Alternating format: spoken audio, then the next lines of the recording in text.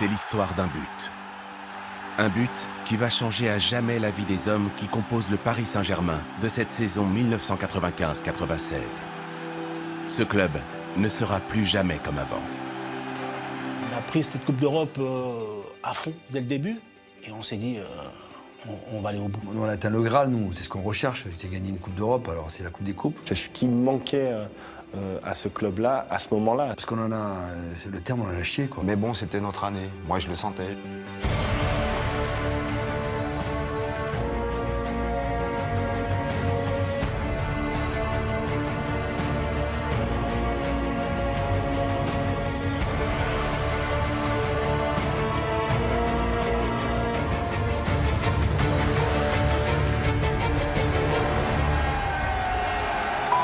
Bruxelles, 8 mai 96. Le Paris Saint-Germain est sur le toit de l'Europe. Le club de la capitale remporte le plus beau trophée de son histoire. Mais que ce fut difficile. À Paris, rien ne se passe jamais comme ailleurs. Ce club n'est décidément pas comme les autres. Le PSG égale émotion, le PSG égale passion, le PSG égale impertinence, le PSG, on est, j'aime bien ça, on est des enfants terribles.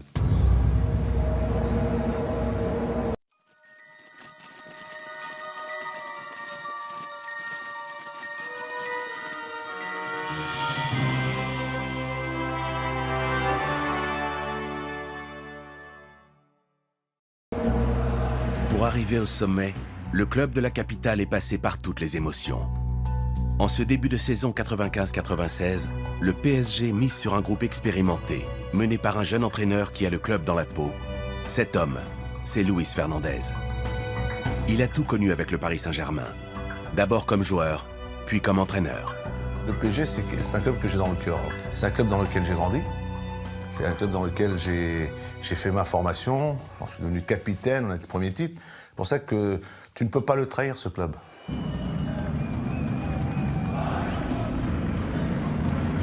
Pour Luis Fernandez, ce club est sacré.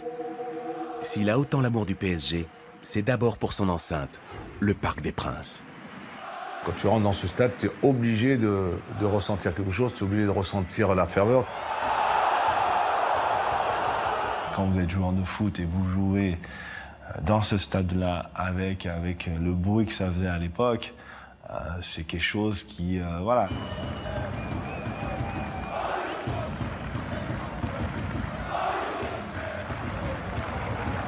Quand j'étais jeune, je venais au Parc des Princes supporter l'équipe.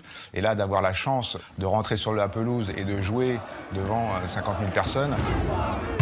Paris est magique. Le parc est magique. En ce début de saison 95-96, le Paris Saint-Germain est un club encore très jeune. Le PSG a 25 ans et déjà assouvi de grandes ambitions.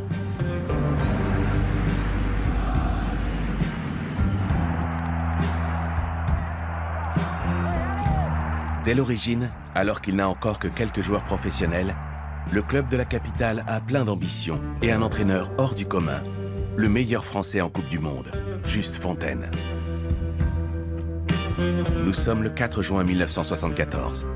Dans quelques heures, Paris doit jouer le match de la montée en première division. Si on monte, c'est le Parc des Princes avec 45 000 personnes. Et si on ne monte pas, Saint-Germain avec 1500 personnes. Alors c'est à vous de voir le problème. Si vous voulez jouer l'année prochaine en seconde division, vous me le dites de suite, je ne vous mets pas dans l'équipe. Et si vous voulez jouer en première division, vous le montrez sur le terrain, c'est tout. Le message du grand Just Fontaine est reçu. À peine 4 ans après sa naissance, Paris Saint-Germain est en première division. Paris Saint-Germain en première division, c'est fait. L'équipe de Just Fontaine, victorieuse 4-2, a pris sa place pour la première division. En 1978, le parc va connaître une histoire d'amour folle. Son premier prince. C'est l'ère du président Borelli. Personnage hors norme, il va définir l'ADN du Paris Saint-Germain. L'époque de Francis Borelli, elle a probablement défini la personnalité générale du PSG. Borelli, c'était des critères très esthétiques. Il fallait que les joueurs, ils jouent bien, il fallait qu'ils soient beaux. Il fallait qu'ils soient élégants. Donc il avait des critères parfois, on va prendre ce joueur, non attends, t'as vu comment il est habillé là, son short tombe pas bien, il est pas beau. Si le club est aussi attachant, c'est parce que Francis Boli y a amené du panache, il y a amené du cœur. Avec lui, la ville gagne en 1986 le titre de champion de France, le premier depuis 50 ans, après celui du Racing. Mené par son capitaine Luis Fernandez, alors joueur emblématique de l'équipe, Paris entre dans la légende. Ce que le Paris Saint-Germain a vécu là, c'est, je dirais, la première pierre de son vécu, de son expérience pour la suite. C'était la fin de l'adolescence et le début de l'âge adulte. En 1991, après quelques années difficiles, Canal+ rachète le Paris Saint-Germain. Une époque flamboyante commence.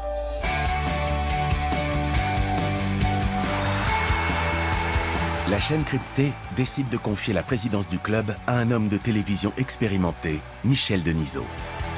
Passionné de football, il dirige le club d'une main de maître. C'est le début, je dirais, de l'aventure internationale du Paris Saint-Germain. Le club a été structuré pour justement franchir des étapes. Canal+ arrive sur, disons, la scène du football.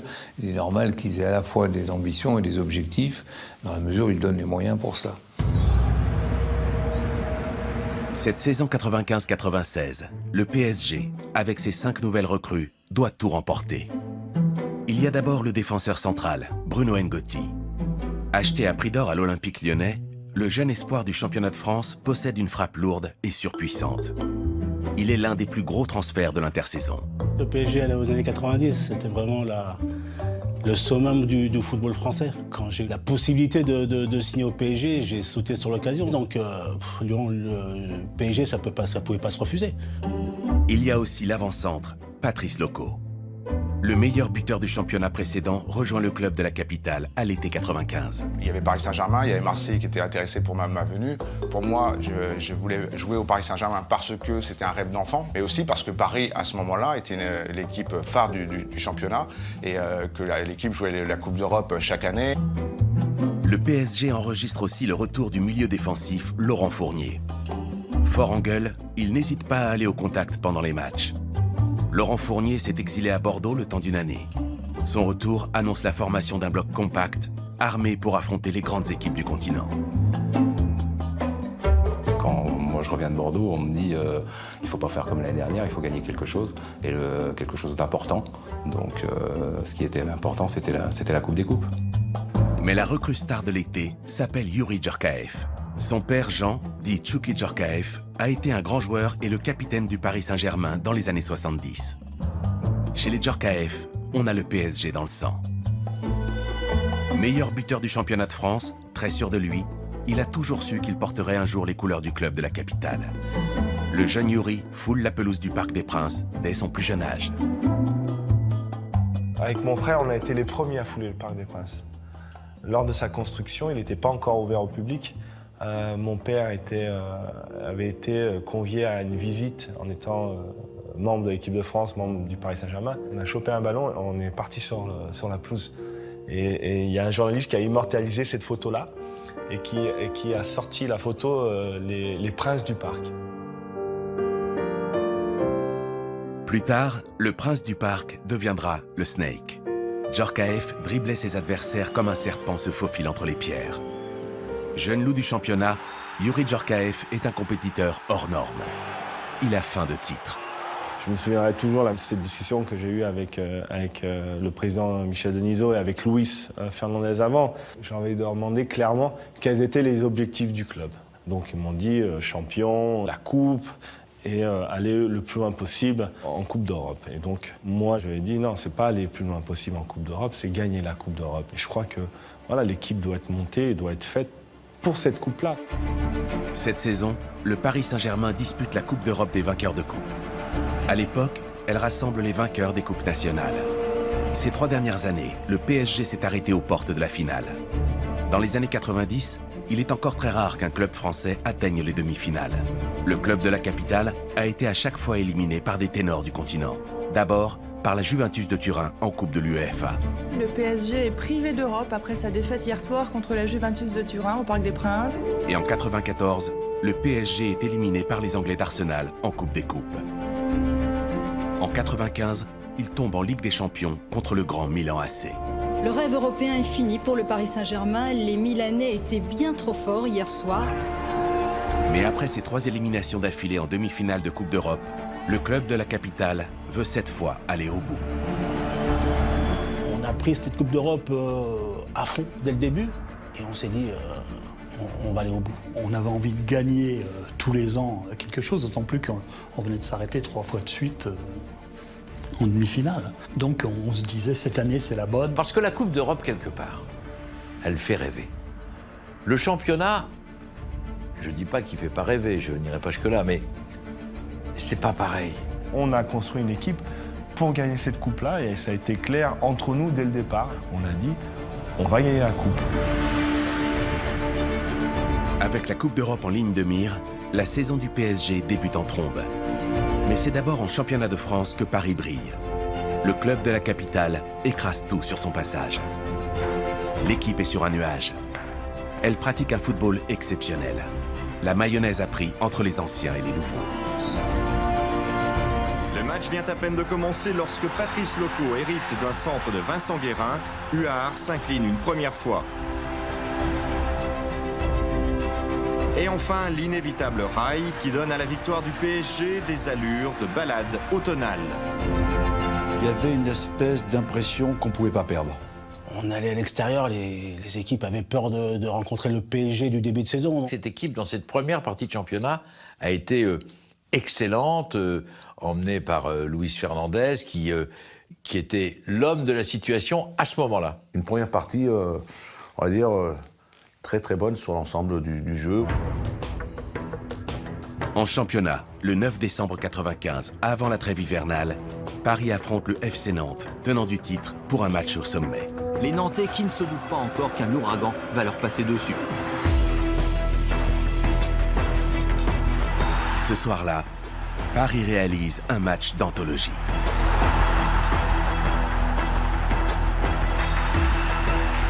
Oui, le PSG est depuis 2 mois un rouleau compresseur auquel personne ne résiste, pas même le champion de France en titre. Quand on gagne 5-0 contre Nantes, on n'a qu'à penser à essayer de bien se préparer pour la deuxième partie. Vous pensez que ça va rouler tout seul, que personne ne vous rattrapera parce que vous avez assez de points d'avance? Maintenant, on sait toujours que dans le football, tout peut aller très très vite et que des périodes dorées comme ça se cachent souvent des périodes un peu plus difficiles. On se demandait quand elle arrivait le hic. Et il est arrivé après la trêve. Mais personne au club ne se doutait qu'après la belle série de cette première partie de saison, l'orage couvait. Le sport, c'est pas une courbe linéaire. Il ne suffit pas de faire des bons entraînements, d'avoir de grands joueurs, pour que d'une façon arithmétique, les points arrivent. Il y a des moments difficiles. En ce début d'année 96, le PSG ne gagne plus et s'enfonce en championnat. Bientôt, ses poursuivants le rejoignent au classement. Quand vous perdez un match, vous dites c'est pas grave, il va en avoir un autre, et le deuxième ça va pas, puis le troisième, et vous êtes dans une série extrêmement négative, et la confiance vous la perdez. La machine s'enraille, et quand elle s'enraille, c'est difficile de repartir. Le doute s'installe en vous, vous prenez plus de risques, et c'est ce qui s'est passé. Mais il y a un match en particulier qui va laisser des traces et marquer cette deuxième partie de championnat. Ce 11 février 1996, au Parc des Princes, Paris Saint-Germain affronte Montpellier, timide 8e du championnat. Le public commence à lâcher le Paris Saint-Germain. Là, ça a été un des tournants, je veux dire, de cette chute, entre guillemets, du Paris Saint-Germain. C'est le fameux match de Montpellier. On passe carrément à l'actualité sportive maintenant avec une sacrée surprise hier soir au Parc des Princes. Le Paris Saint-Germain, leader du championnat de France de football, a pris une drôle de claque. Jusqu'à la 77e minute, Paris mène 2-0 lorsque l'invraisemblable se produit. Pendant 4 minutes, le PSG sort du match. Montpellier en profite pour inscrire 3 buts. Le Parc est abasourdi. C'est des matchs qui marquent, parce que quand tu gagnes 2-0 au Parc et que tu perds 3-2 à la fin, c'est pas possible. tout vous dire, je ne me l'explique pas encore aujourd'hui. Que je pensais que c'était un accident, et ça a été plus qu'un accident. On n'arrivait pas à toucher le ballon, on n'arrivait pas à marquer un joueur, on n'arrivait pas à se mettre dans le match. Et ce qui devait arriver arriva. On en a pris un, on en a pris deux, et on n'a pas eu...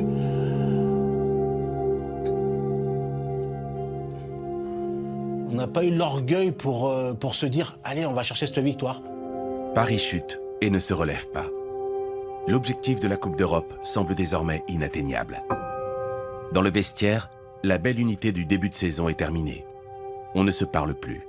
Mais surtout, entre l'entraîneur et certains joueurs, le torchon brûle. On n'avait pas la stabilité qu'il fallait dans notre environnement pour gagner tous nos matchs de championnat. Les joueurs commencent là à s'apercevoir qu'il y a pagaille et qu'il faut réagir au plus vite. On était devenu une équipe de coups. Je pense que c'est beaucoup lié à la personnalité de l'entraîneur. Il croit qu'il est le patron. En fait, il est le patron quand ça marche, mais quand ça va mal, il est moins présent. Il ne sait pas encore gérer les mauvais moments d'un club. La difficulté de Fernandez a été un entraîneur très esseulé au Paris Saint-Germain. Il avait presque des rapports amoureux avec ses joueurs et ça s'est transformé comme une déception amoureuse. Et c'est ce qui va faire qu'on va arriver dans cette deuxième partie où il y a une ambiance qui n'est pas bonne, qui va s'instaurer, qui va se créer au sein du groupe. La relation avec Luis a été... Elle est particulière. Elle peut être douloureuse par moments, mais en tout cas, la chose qu'on ne peut pas lui reprocher à Luis, c'est que c'est un passionné. Luis Fernandez est omniprésent. À la fois entraîneur, mais encore un peu joueur. Nerveux, tendu, Luis vit par et pour le football. Il veut tout faire, tout régenter. Et cette passion, il nous l'a amenée, il nous l'a transmise, mais à un moment, elle devient usante.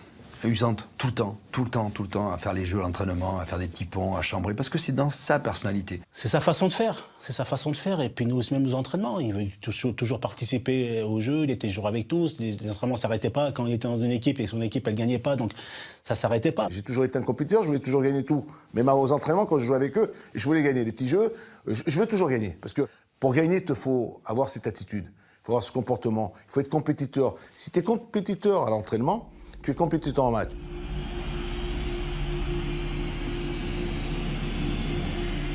Malgré la crise de nerfs en interne, le PSG ne veut pas abandonner ses rêves européens. En quart de finale, les Parisiens doivent aller affronter les redoutables Italiens de Parme. Ces derniers viennent de remporter 2 trophées européens en 3 ans. Les Parisiens, convalescents après quelques matchs difficiles en championnat de France, n'auront pas la partie facile ce soir face à des Parmesans qui restent l'une des meilleures équipes du Calcio. C'est vrai que les équipes françaises avaient toujours du mal contre les équipes italiennes parce que c'était un jeu qu'on connaissait moins. On se sentait peut-être inférieur à ce genre d'équipe. À cette époque-là, les Italiens, ils nous font chier toujours. On sait, on joue les Italiens, ils sont pénibles à jouer, ils ne se livrent pas, ils sont toujours plus mauvais que nous, mais se qualifient toujours. En Italie, au match aller, Paris s'incline 1-0. Mais surtout, le meneur de jeu du PSG, Youri Djorkaeff, se blesse sur le terrain de Parme. Il sera absent pour plusieurs semaines. Le match retour s'annonce difficile. Un joueur va alors se distinguer, le Brésilien Rai. Je sentais que l'équipe, ça a beaucoup appuyé sur ma performance et ce que je pouvais apporter à ce match-là. Champion du monde et capitaine de la Seleção, le Brésilien réalise l'une de ses meilleures saisons avec le Paris Saint-Germain.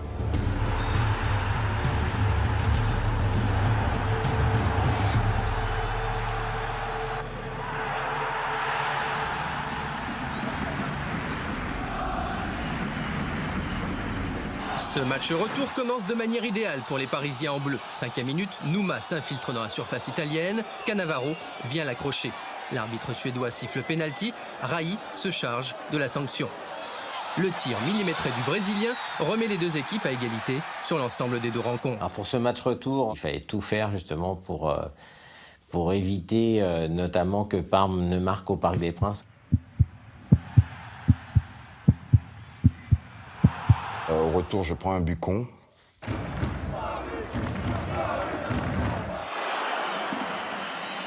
Une balle qui rebondit juste devant moi, quoi. Je n'ai pas vu le départ du ballon, j'ai vu l'arrivée, donc je n'ai pas eu le geste qu'il fallait.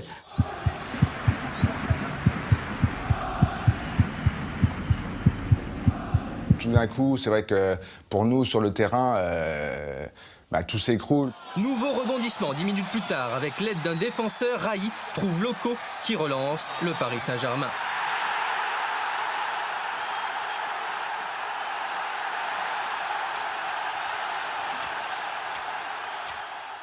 Ce que je me rappelle, c'est que je récupère un ballon aux abords de la surface de réparation. Je percute et je sais qu'il y a un joueur de Parme qui vient me faucher. Le penalty est évident et quand il y a eu ce penalty, donc Raï a pris le ballon, tout ça, je suis allé le voir. Je lui ai dit, bon, Raï, on est tous avec toi.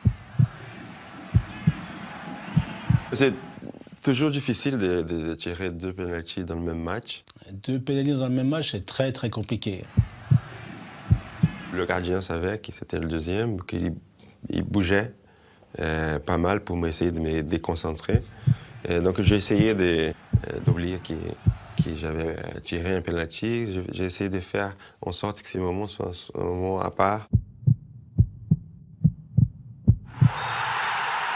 3-1. Pour le moment, Paris est qualifié, mais il reste 20 minutes à tenir. Un seul but italien condamnerait les Français. 85e minute, la défense du PSG cruellement absente. Bernard Lama a évité le pire. Les dernières secondes sont interminables. L'arbitre fait jouer plusieurs minutes au-delà du temps réglementaire.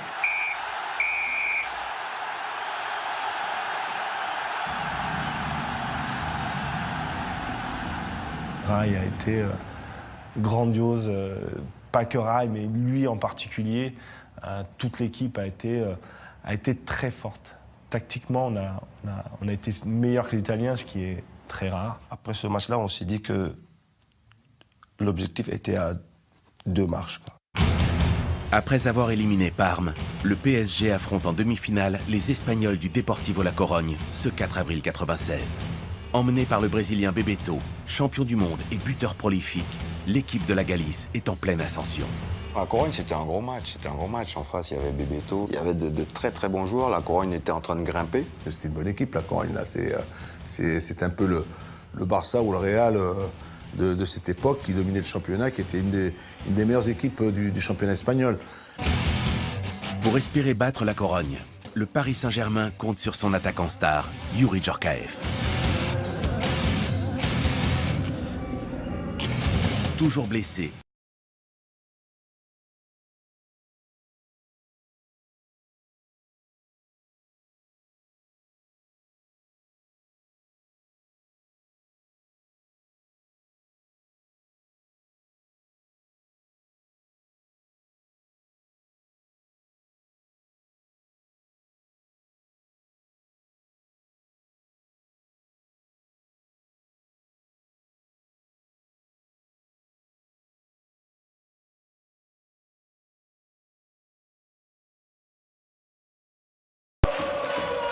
au stade du Riazor, dans l'antre du Deportivo, les Parisiens ne partent pas favoris.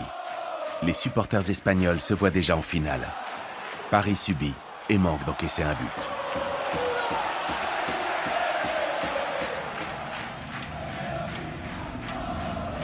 Puis au bout d'un moment, je sens. Et je vois Luis, je sais comme il est, une fois qu'il est dans le match, il ne voit pas ce qui se passe à droite, à gauche. Et alors, ce que j'ai fait, c'est que je me suis rapproché petit à petit. Je me suis rapproché du banc et j'ai fini à côté de lui. Et lui il s'est regardé, il dit, qu'est-ce que tu fais là? Il dit, je suis prêt. Je suis prêt à rentrer. Dès qu'il est rentré, je me suis dit, mais Youri, il va faire quelque chose, parce que Youri, c'est un ballon, un but. Je crois que Djorkaeff était capable, si on se rappelle bien, il rentre, il est sur le côté gauche. Je crois que mon premier ballon, le ballon il rebondit, je prends le ballon et... Il rentre avec son extérieur pied droit et il met une frappe exceptionnelle dans la lucarne. Il est rentré, quelques dribbles, un coup d'œil à droite, un coup d'œil à gauche, la balle était au fond. Paris réalise l'exploit. Le PSG s'impose 1-0 sur le terrain de la Corogne. Le club de la capitale est à 90 minutes de son rêve, sa première finale européenne. Malgré leur avantage, les Parisiens doivent rester sur leur garde pour ce match retour. On est dans une position déjà favorable avant de commencer le match, mais on sait que ça va être compliqué. Devant 45 000 spectateurs, le Paris Saint-Germain jouait très gros ce soir face à la Corogne en rouge. Les Espagnols étaient venus au Parc des Princes pour créer l'exploit. 7e minute, Mandralin donne des frissons à la défense du PSG. Le match, au fil du temps, c'est un petit peu tendu. Les Bleus semblent crispés par l'enjeu, ils dominent, mais vont patienter 25 minutes avant de se créer leur première occasion nette. Bien lancée par Fournier, Nouma ajuste mal son tir. L'équipe a gardé la tête froide, continué soudé. Avec la finale, dans notre objectif. Raï vient juste de remplacer Nouma quand Youri Djorkaeff trouve Patrice Loco dans l'axe. D'un tir appuyé, Loco inscrit le but de la délivrance. Pour moi, c'est vrai que c'est la délivrance parce que ça y est, on a encore passé un autre tour contre une grosse équipe. Mais c'était une suite logique. Donc pour moi, il n'y avait pas de... C'était logique qu'on arrive en finale. Le PSG est au paradis. Prochain adversaire en finale, les Autrichiens du Rapid Vienne. Mais en coulisses, entre la direction et Luis Fernandez, rien ne va plus depuis de longs mois.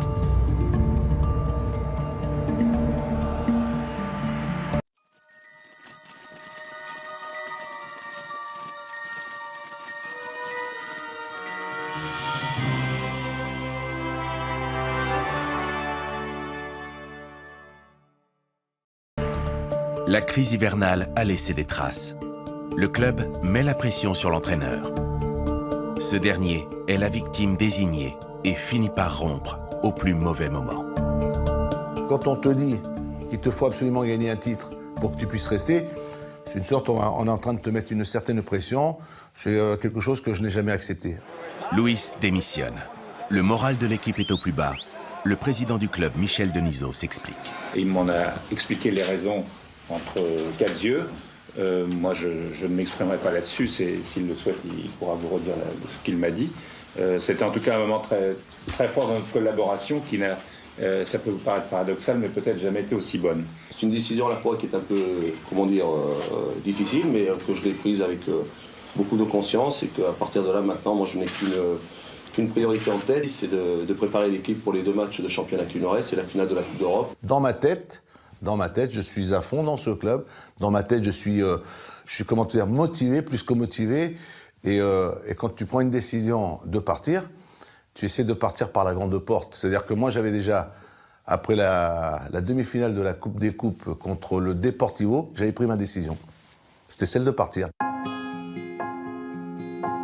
Malgré les exploits réalisés en Coupe d'Europe, en championnat, le Paris Saint-Germain n'avance plus. Le 27 avril 1996, soit 11 jours avant sa première finale européenne, le club de la capitale affronte la modeste équipe de Lille pour le match de la dernière chance. Si le PSG gagne, le club peut encore rêver du titre de champion de France. J'ai pris un but de ma faute, donc on n'était pas bien, quoi. Le championnat était entre nos mains et on l'a laissé échapper. C'était une grosse déception. On l'a donné aux autres. Voilà, ça a été cadeau de notre part. C'était dur, mais je pense que le championnat, on l'a perdu avant Lille. Je pense qu'inconsciemment, au fur et à mesure que le championnat avançait, on était aussi poussé par la Coupe d'Europe. Donc le championnat est passé un peu à l'as, quoi. On s'est focalisé plus sur cette finale en se disant que pour sauver notre saison, il fallait gagner cette finale de Coupe d'Europe.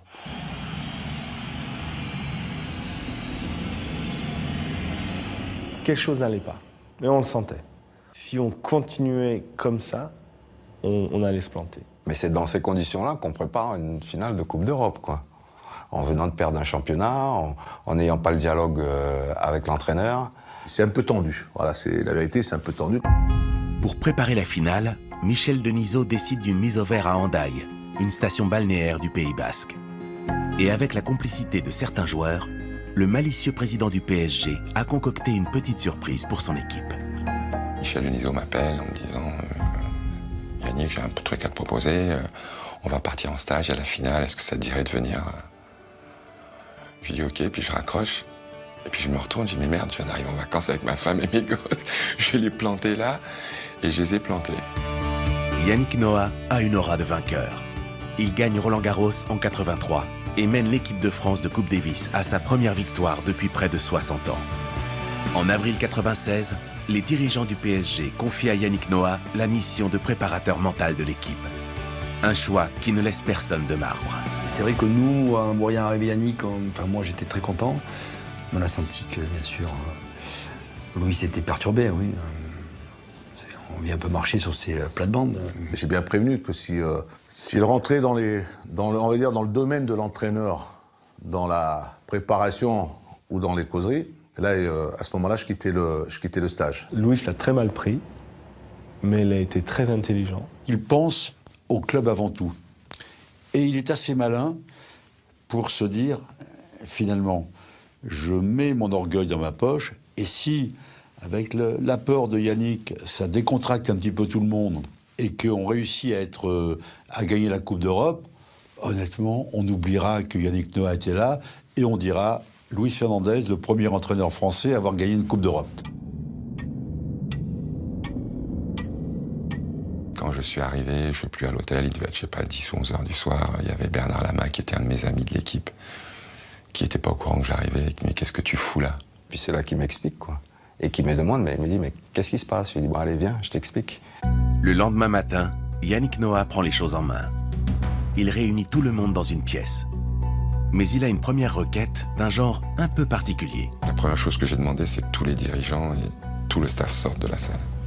C'était un signe que je voulais fort, pour pouvoir tout de suite montrer que j'étais pas venu en vacances. Et de parler de la victoire, du goût de la victoire. Qu'est-ce que c'est de gagner, quoi.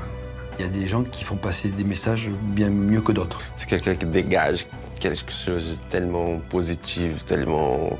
quelqu'un qui a un charisme gigantesque. Très souvent, les gens pensent gagnons et après on va rigoler. Moi, je dis rigolons, parce que quand on rigole, on gagne. Pour ressouder le groupe, Yannick Noah organise en plein stage de préparation une soirée entre joueurs sans dirigeant ni staff technique. On va tous en Espagne, à côté de Biarritz. Et on s'est fait une fête de malade, on s'est marré. C'était tellement bien. On a chanté, on a dansé, enfin, on a bu.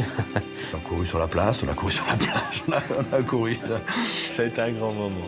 Il y avait la jeunesse qui ressortait, la pression qui sortait. C'est comme si on retrouvait un souffle d'espérance, de cohésion. Et au retour, dans le bus, on a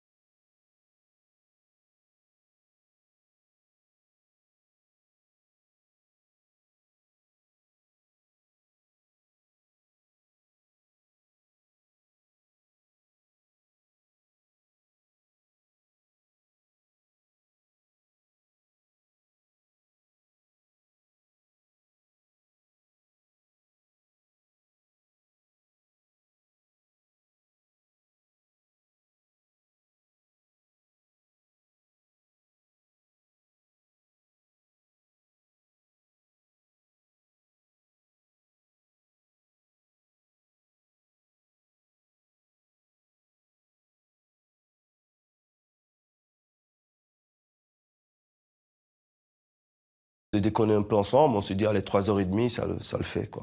Dans le bus, on est tendu. On est tendu parce qu'on sait qu'on joue quelque chose de...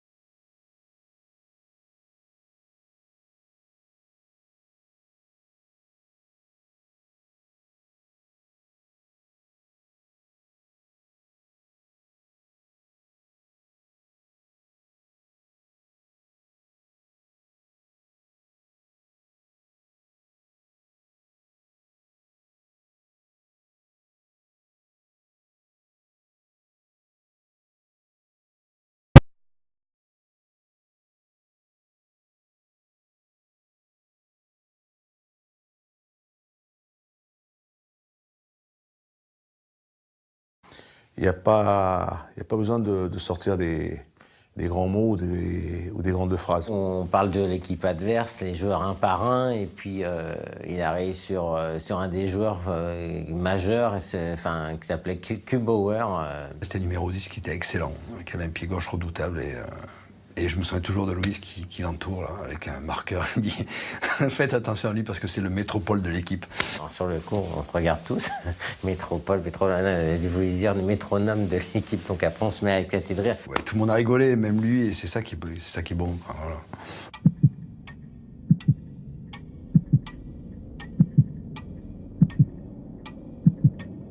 Dans le bus, Bruno Ngotti, peu connu pour ses talents de buteur, se sent pourtant très inspiré par cette finale. Dans le bus qui nous amène au stade, juste avant la finale, il y avait Bruno Ngotti qui était derrière moi. Et puis à un moment, il m'a dit hey, Bruno, alors t'es concentré pour ce match? Et je lui ai dit tu sais quoi, ce soir, tu vas voir, je vais marquer. Mais je lui dis c'est bien, si t'as envie de marquer, marque. Et j'ai dit oui, tu verras, je vais marquer ce soir. Les joueurs n'ont qu'un désir, entrer sur le terrain pour le match de leur vie. 15 000 supporters parisiens ont fait le déplacement. Ils sont de très loin les plus bruyants. Le PSG dispute ce soir sa première finale de Coupe d'Europe. Tous les Parisiens espèrent que ce soit la bonne. C'est 4 saisons qu'on courait après une finale. Donc, c'était hors de question de laisser ça passer. On voulait gagner. Il n'y a que la victoire qui était importante. Je leur ai dit que ça doit être un jour de lumière. C'est un jour dont on se souvient. Il faut pas le manquer, il faut le distiller. Donc ne doutez pas, vous êtes prêts? On joue notre vie là. Quand on a un gars qui va sur le terrain pour une finale, il joue sa vie, quoi. C'est dur. Tout ce qu'on avait construit, ça peut s'effondrer en 90 minutes.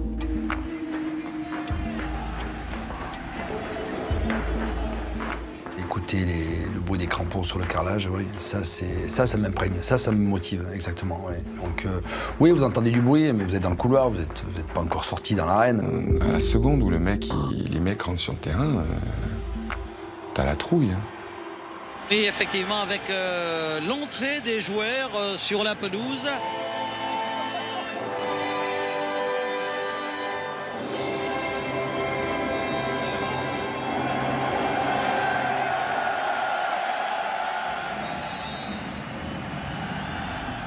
Alors que le coup d'envoi vient d'être donné pour ce match.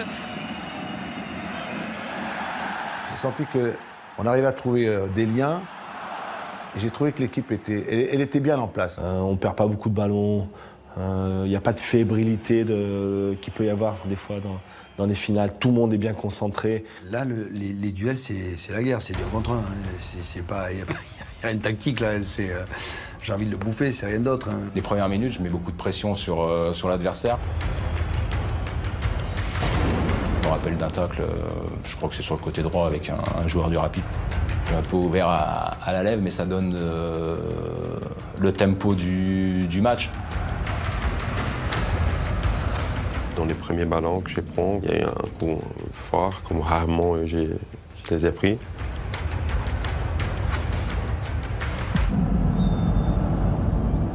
Ça me fait très très très mal.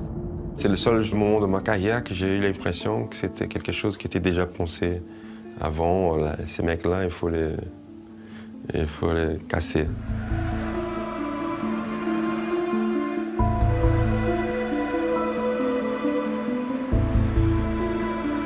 Là, il y a un pépin, c'est Kraï, je vois qu'il va sortir. On voit un joueur comme Raï sortir, on se dit que ça va être encore plus dur.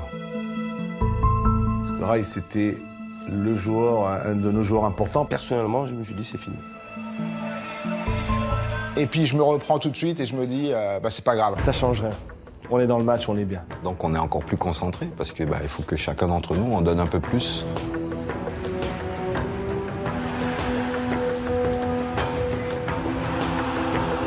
Je sais que Youri à un moment tire sur la tête et sur la barre et je me dis oula. Il n'y a pas de dépit de dire ah putain, elle n'est pas rentrée ou. Non, je savais à un moment donné ça allait rentrer. On prend le dessus, c'est bien, mais il serait peut-être temps quand même qu'on fasse la différence. Elle n'arrivait pas cette délivrance en quelque sorte.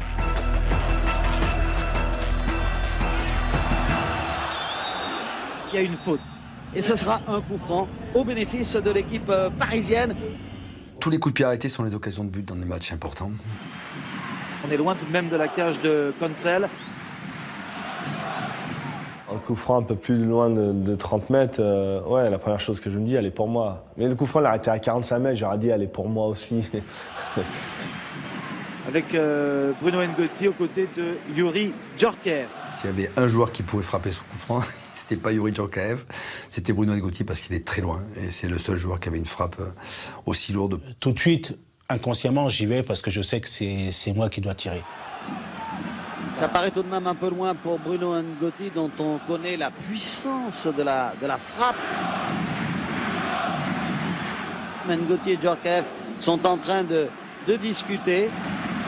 Youri a des envies de la tirer, donc commence à me dire Bruno, tu la sens, Youri, tu la sens. Donc on a un petit dialogue comme ça qui se dit vas-y, c'est qui, c'est moi, c'est lui, c'est moi. Il dit non mais là c'est un peu loin pour toi Youri. Non, je t'assure, elle est pour moi. À cette distance, c'est Bruno. C'est Bruno qui doit le tirer, c'est pour ça que je n'ai cessé de l'appeler, prends tes responsabilités. Je disais même à Youri, fais tirer Bruno. Louis aime à croire que c'est lui du banc de touche qui criait Bruno, tirez, mais personne n'entendait. Personne n'entendait. Du coup, je dis à Youri, écoute Youri, c'est bon, laisse-la moi. Dès qu'elle l'a moi, tu vas voir, je vais te la mettre au bout. Je prends 3-4 pattes d'élan. J'essaie de frapper le plus fort possible et de viser la cage. Ngoti va frapper quand même de loin, très fort et but! But fantastique là de Bruno Ngoti. Un coup franc à 40-45 mètres. Bruno Ngoti a pris sa chance et vient de donner l'avantage à l'équipe parisienne. Quand on voit une force musculaire comme Bruno taper dans la balle, si la balle n'est pas déchiquetée, en face, elle pénètre comme un obus. Je vois que le gardien ne peut pas l'avoir. Avant qu'elle rentre, je commence déjà à courir parce que je sais qu'elle va rentrer. Je pars en courant, je m'arrête pas, je vois les mecs derrière moi, je pars vers la tribune, je lève les bras et je vois tous les gens courir vers moi, c'est extraordinaire. C'est l'orgasme. Le coup franc d'Ngoti, vous ne pouvez pas rêver plus beau. Quand il marque, je pense que j'ai roulé une pelle à Moutier.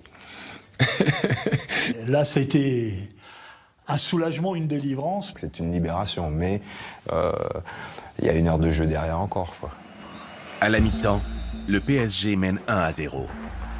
Dans les vestiaires, Luis Fernandez demande à son équipe de ne rien lâcher. Mais s'ils veulent se mettre à l'abri, les Parisiens doivent à tout prix marquer un deuxième but. Il faut absolument marquer un deuxième but pour se mettre à l'abri, mais on n'arrive pas à le faire. Plus ça approchait de la fin du match, et plus elle a tendu. À ce moment-là, on ne gagne plus les duels. Et c'est là où on est en danger. Le PSG commence à souffrir. Le gardien Bernard Lama est mis plusieurs fois à l'épreuve. Les Autrichiens se montrent de plus en plus dangereux. Quand vous ne mettez pas des occasions pour vous mettre à l'abri, il y a du doute. Le fait de ne pas marquer ce deuxième but a permis au Rapide de Vienne d'y croire un peu. Ils ont pris un peu le dessus, donc on s'est dit, on fait quoi? On défend plus bas, donc on savait plus quoi faire.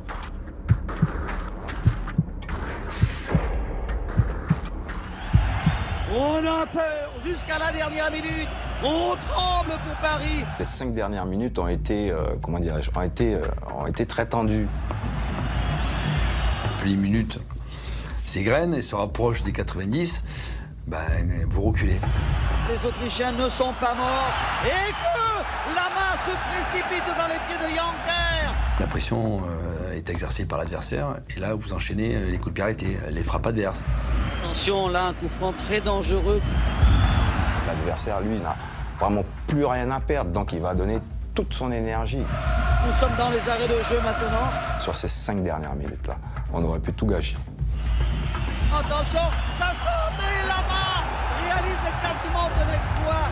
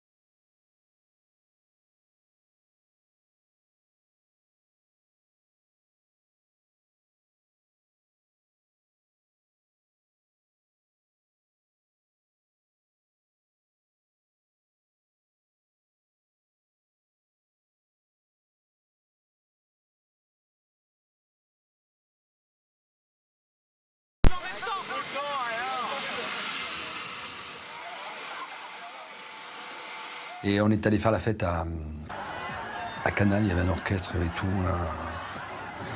On avait pu faire venir tous nos copains, toute notre famille, il y avait un monde, c'était incroyable. On est rentré, il était très tard, je crois que je débarquais à la maison, il devait être 6 heures, je pense, à la maison.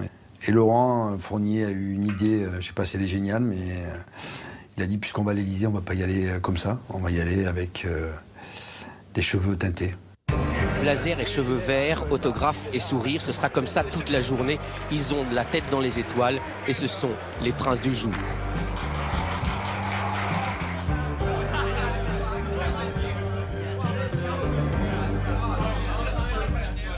J'avais un dîner officiel hier soir. Et ben, je l'ai annulé. Et j'ai regardé le match. Et j'ai compris comment on devenait cardiaque. Après avoir été reçus par le président de la République, les dirigeants du PSG décident dans la précipitation de remonter les Champs-Élysées dans des voitures décapotables. On ne pensait pas qu'il allait y avoir autant de monde. On pensait que les voitures allaient remonter tranquillement. C'était un grand moment. J'ai aimé, j'ai apprécié. Puis voilà, c'est des périodes comme ça qu'on n'est pas prêt d'oublier. Mais rapidement, les fans veulent toucher les héros de la veille. Et ils sont de plus en plus nombreux. Les voitures, elles ne roulaient pas. On ne pouvait pas avancer. Et il y avait des personnes qui montaient dans nos voitures, qui nous sautaient dessus. Donc on a commencé à se dire, oula, ça... Ça secouait énormément. Mais on sentait cette énergie, la fierté des supporters parisiens. C'est vrai que parfois la foule, ça fait un peu peur, mais on est tellement heureux qu'on oublie tout le reste. Après s'être extirpés des Champs-Élysées, les joueurs et le staff arrivent au Parc des Princes pour présenter la coupe aux supporters parisiens. On s'était dit qu'arrivé au parc, on allait pouvoir présenter cette coupe un par un, on allait être présenté au public, on allait être ovationné. Malheureusement, ça s'est mal passé après avec les supporters. Des centaines de supporters envahissaient la pelouse, interrompant le bel ordonnancement de la fête. C'est sorti de tous les côtés, ça a couru sur le terrain. Ça a gâché la fête. Malgré la joie, les joueurs commencent à craindre pour leur sécurité. Ils sont obligés de regagner le vestiaire.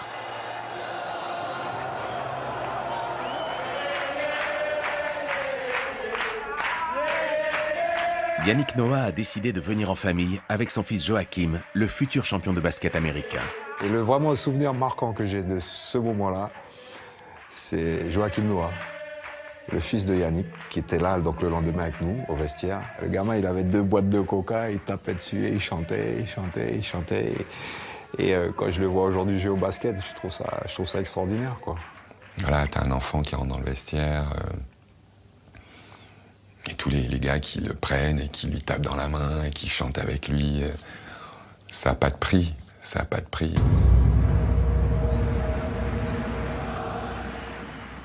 Je fais partie de l'histoire du PSG. J'en fais partie. Et je ne suis pas le seul. Je ne suis pas croyant, je ne suis pas superstitieux ou quoi que ce soit, mais je savais que avec cette équipe-là, on ne pouvait pas passer à côté. On était vraiment soudés, on était vraiment tous ensemble. On a fait une fête ensemble, on a signé des choses ensemble. Et ça, on ne pourra pas nous l'enlever. Est-ce que cette victoire est la plus belle victoire dans l'histoire du Paris Saint-Germain? La réponse est oui. Je crois que la victoire en Coupe d'Europe est, je dirais, disons un chemin supplémentaire accompli en direction un autre succès européen plus tard. Aujourd'hui, le Paris Saint-Germain est devenu un club immense. Chaque année, le PSG se rapproche un peu plus du Graal européen, la Ligue des Champions. C'est avec le passé qu'on écrit le présent et le futur. Donc c'est l'histoire d'avant qui a fait que le PSG en est là aujourd'hui. Aujourd'hui, c'est un PSG qui est rentré dans une autre dimension. C'est un autre Paris Saint-Germain. On sent aujourd'hui des joueurs, je parle pour la plupart étrangers, qui aiment Paris, qui aiment le club, qui aiment la ville et qui s'y sentent bien. Mais je suis persuadé que le PSG, ce PSG, est sur la bonne voie. Et c'est difficile à dire, hein. Ça peut être dans 2-3 ans, dans 4 ans, on ne sait pas. Mais je suis persuadé que le Paris Saint-Germain réussira à remporter une Ligue des Champions, la Ligue des Champions, j'en suis sûr.